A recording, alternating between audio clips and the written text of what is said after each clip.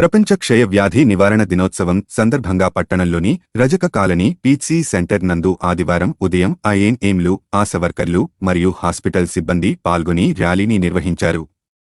ప్రపంచంలో ఉన్న క్షయ వ్యాధిని నిర్మూలించాలని వారందరూ నినాదాలు చేశారు.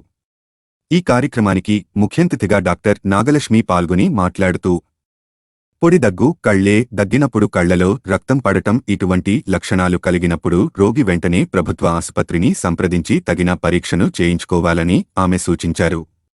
ప్రభుత్వ హాస్పిటల్లో నిర్వహించే టీబీ పరీక్షలు చేసి మందులు ఉచితంగా ఇస్తారని ఆమె తెలిపారు.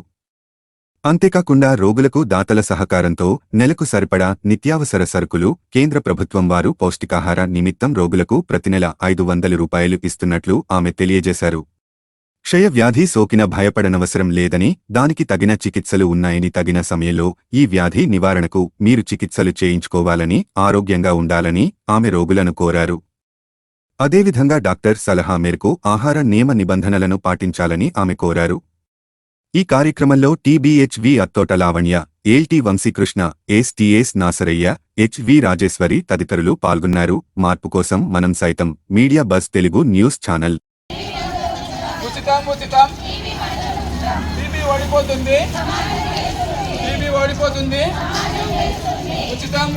ఈరోజు ప్రపంచ క్షయ వ్యాధి నివారణ సందర్భంగా ఈరోజు జరుపుకుంటున్నాము. ర్యాలీ అనేది టీబీ యూనిట్ చిలుకలూరుపేట యూపీహెచ్సి రజకపేటలో జరిగింది.